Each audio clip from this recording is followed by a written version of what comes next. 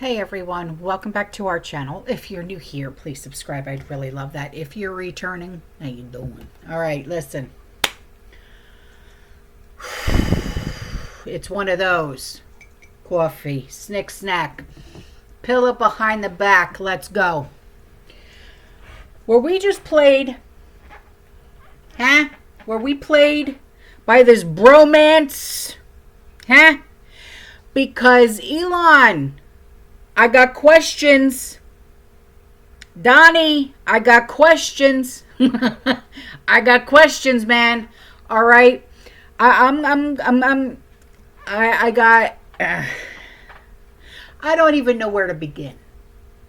I don't even know where to begin except to just give you the facts. I have read every single tweet, truth, post, everything. When I tell you these two are going at it like mean girls, okay? I haven't seen this kind of shit since high school. All right? I don't even know. All right, let's just get into it, okay? So Elon and Donnie, their relationship began and it gained traction, all right, back in 2024. Even though it had like a rocky start. Did you know that Elon called Donnie a moron in 2020? Yeah. So they started to have like this seemingly like tight an alliance in early 2025, and then their partnership was like cemented when Trump appointed Elon to lead Doge. And then the duo's public displays of like camaraderie, including Elon's appearances at the rallies. Then he was like almost like living, if you will, at the White House and joint events and press conferences. And then the Tesla showcase outside the White House, right? Their bond, it was like a bromance. It was weird, right? And then Elon was bringing his little boy to the White House events and traveling with Trump on Air Force One and da. Oh no! Is the boyfriend breaking up? Is the bromance between Elon and Trump over? Y'all act like this is some earth-shattering betrayal. Please. Y'all, this is nothing but a bunch of political theater. Smoke, mirrors, and a whole lot of bull crap. But hey, I'm here for the real comedy. Because the same Democrats who were out here calling us conspiracy nuts, hell, they're out here chanting, "Give us the list!" And Elon, if Trump was Satan himself, why in the hell would you let your son hang around him? Huh? And the left. Were y'all just out in the streets like 2.5 seconds ago, burning Teslas to the ground, screaming, "Elon is a Nazi"? Now you're licking his boots because you think he's turned on Trump? Whoa! So does that make y'all Nazi sympathizers now? I'm just trying to keep the scoreboard straight, okay? And you still don't understand why we don't take y'all seriously. Looking like one of those wackly, flailing arm guys just out here in the wind, just wherever CNN blows us, that's where we're going. Anyways, I give it a week. The bromance will be bromancing again, so, y'all be back on the same bullshit, so. Anyways, just a little opinion from your friendly, ignorant redneck. Have the day you deserve. Okay, bye. Okay. So this whole rift, if you will, began to surface over disagreements regarding H.R. 1. It's a $4 trillion legislative package dubbed One Big Beautiful Bill. Okay. This bill that was championed by Donnie included sweeping tax cuts, a debt ceiling increase of up to $5 trillion, and expanded spending on border security and defense. Well, Elon, tasked with cutting government waste through Doge, publicly criticized this bill as massive, outrageous, and pork-filled, disgusting abomination. And he said it would balloon the federal deficit, directly contradicting his mission to reduce government spending. So I can see where Elon is coming from. All right? I can see it. So Elon's vocal opposition, where he has this massive following, intensified tensions now. He has argued that the bill undermined his efforts at Doge and warned of debt slavery for the U.S. economy. And then you've got Trump, who viewed the bill as a legacy-defining achievement. He took Elon's criticism personally, especially as it gained traction among some Republican lawmakers and conservative influencers. So then the situation escalated into like this public war of words. Both of them trading insults back and forth, back and forth, back and forth. It was either on X or Truth Social and this, that, and the other. I watched the whole thing unfold. And it got to the point where the other night, my husband came home from work. He sat down on the couch and I turned and I looked at him and I said, Sean, what the hell is really going on? And he looked at me and he goes, I don't want to even talk about it. And I said, it was that bad.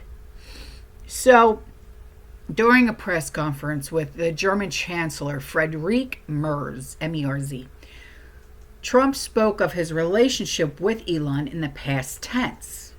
So that's why everybody started going, wait, what a minute, wait, what? He said, Elon and I had a great relationship. And that signaled a shift when he used the word had. He later posted on Truth Social accusing Elon of acting in self-interest and threatening to terminate Elon's government contracts and subsidies, reporting it was worth like $38 billion or something like that, including a $22 billion tie to SpaceX. So then Trump also claimed that he had revoked an EV mandate that Elon allegedly supported, suggesting that Elon's reaction was driven by personal financial motives. So then Elon fired back. All right, he fired back and he claimed, without me, Donnie would have lost the election. Whoa, wait. You think you have that much pull, man? Hang on. And then he accused Trump of ingratitude. And then he escalated the feud by posting a provocative claim. He said, time to drop the really big bomb at Donald Trump. He's in the Epstein files. God, wait a minute.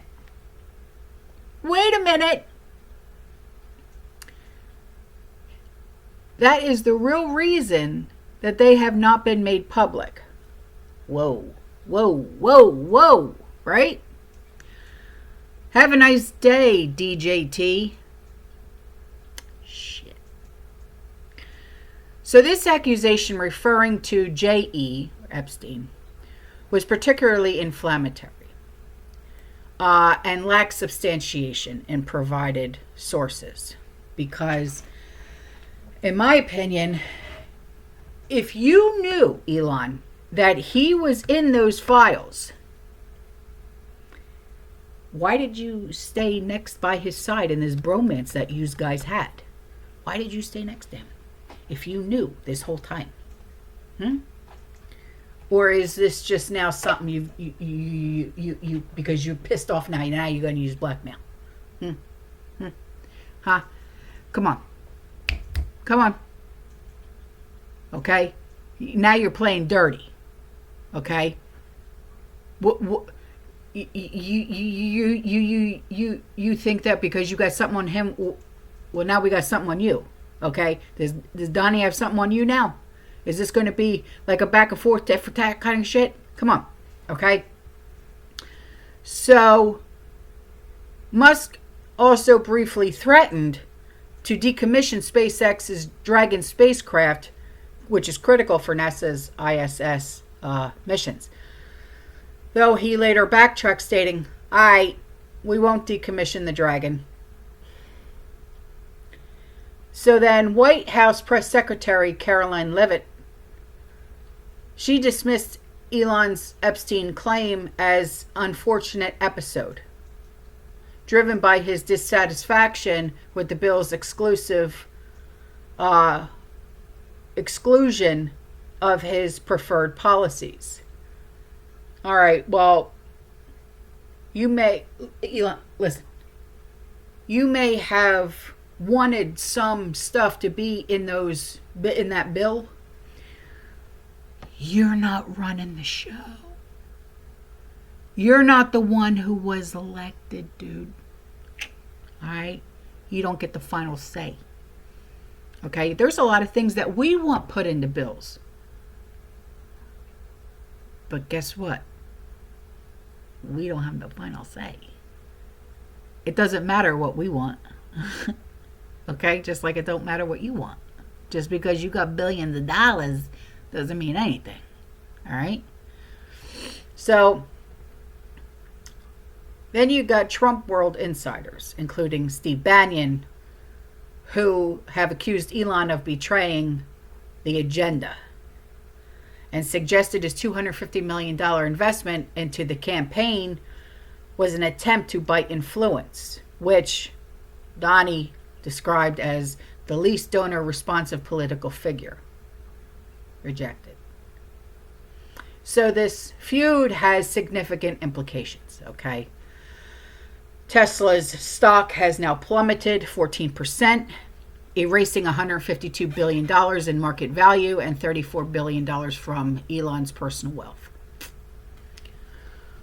Though it rebounded slightly the next day. So the threat to SpaceX's $22 billion in government contracts, it has raised concerns about disruptions to space programs, particularly NASA's reliance on SpaceX for ISS missions.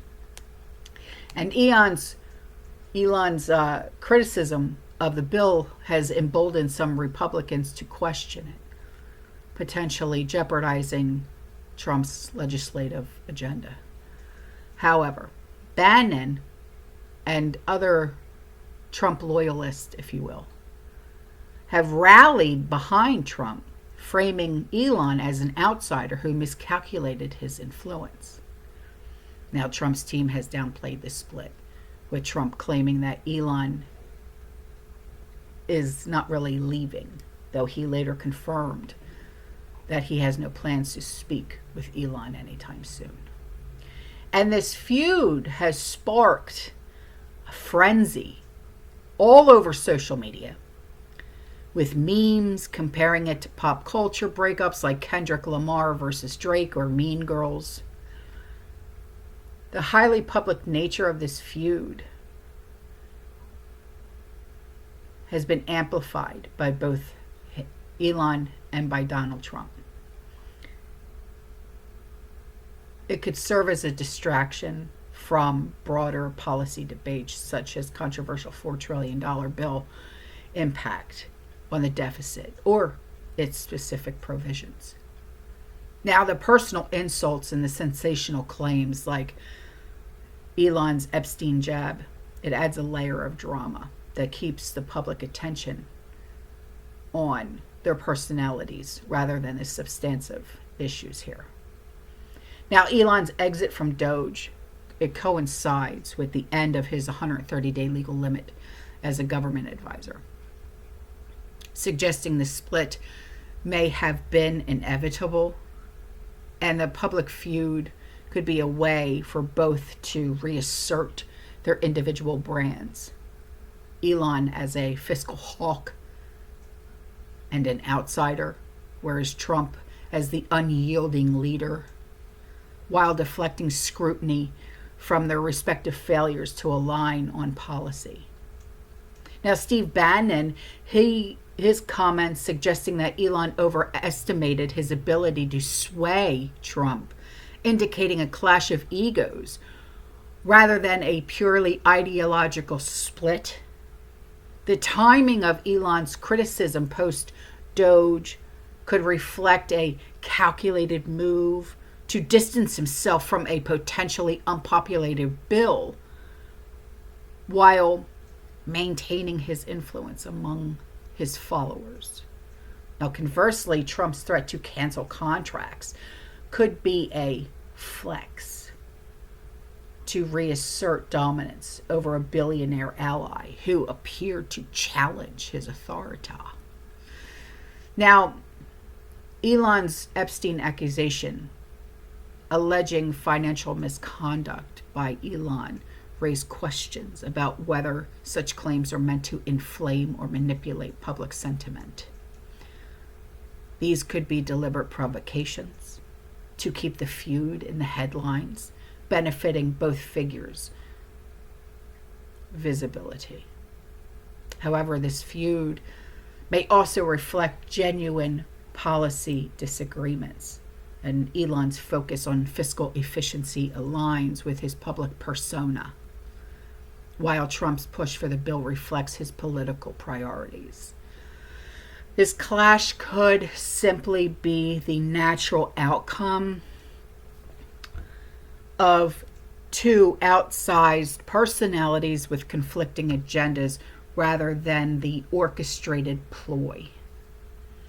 Both Elon and Trump thrive on media attention, and their public spat ensures they remain central to the narrative, potentially overshadowing deeper scrutiny of the bill or their respective roles in the government.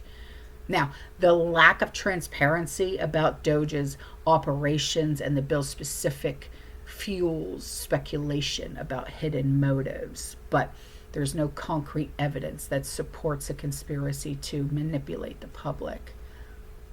But this breakup, this bromance breakup, is a messy public spectacle rooted in a policy dispute over this big, beautiful bill full of BS and pork. It's exacerbated by personal egos and strategic posturing. It has real consequences, market volatility, political uncertainty, and risk to SpaceX's contracts.